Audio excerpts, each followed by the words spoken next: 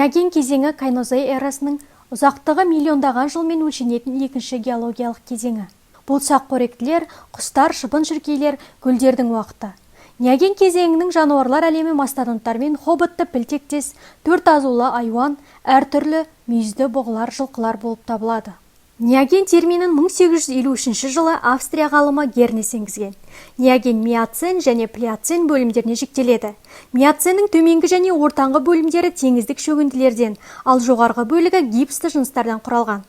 Плеоцен горизонттарының төменгі бөлігі саздардан, жоғарғы бөлігі құмды жыныстардан құралады. Жер тарихында алып жастаулардың көтерілген, ұлғайған, теңіз айдындарының сарқылып шаралары шөгінділерге толған кезеңі. Неогеннің аяғында континенттер мен мұхиттар осы күнгі қалпына келеді. Неогеннің теңіздік шөгінділері Қазақстан жерінде Арал, Каспий теңіздерінің маңында ғана кездеседі. Ал неогеннің континенттік шөгінділері Тұран плитасы мен басқа да таулы аймақтарды алып жатыр. Неоген ағымында дала, орманды дала, тайга және тундралық өсімдіктер пайда болып кеңінен дамыды. Құрлықтағы организмдердің құрамы қатты өзгерді. Сүтқоректілер фаунасы айтарлықтай өзгеріске түсті. Қазіргі жыртқыштар, тұяқтылар мен тұмсықтылардың жаңа түрлері пайда болды. Мысалы, миоценде аю, құндыз, ит, борсық, мүйіз тұмсық, қой пайда болса, ал плеоценде піл, бұғы, үш тұяқты жылқы пайда болды. Кезең соңында олар осы күнгі жылқы түріне айналды. Қазақстанның Еуропаның жоғарғы миоцен түзілімдерінде қазіргі шимпанзелерге ұқсас маймылдар қалдықтары табылған. Теңіз өкілдерінен киттер, акулалар, ит балықтар мен морждар дамып тіршілік еткен.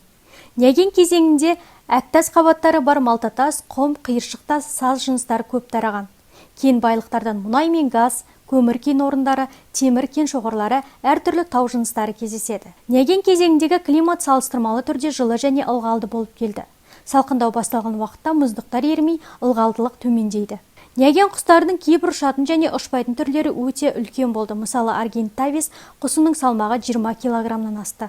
Неогеннің соңы Оңтүстік Америка мен Австралиядан ұшатын жыртқыш құстардың көпшілігінің жойылуы білінді.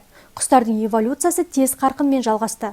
Қазіргі заманғы көп құстардың түрлері неогеннің соңында жақсы дамыды.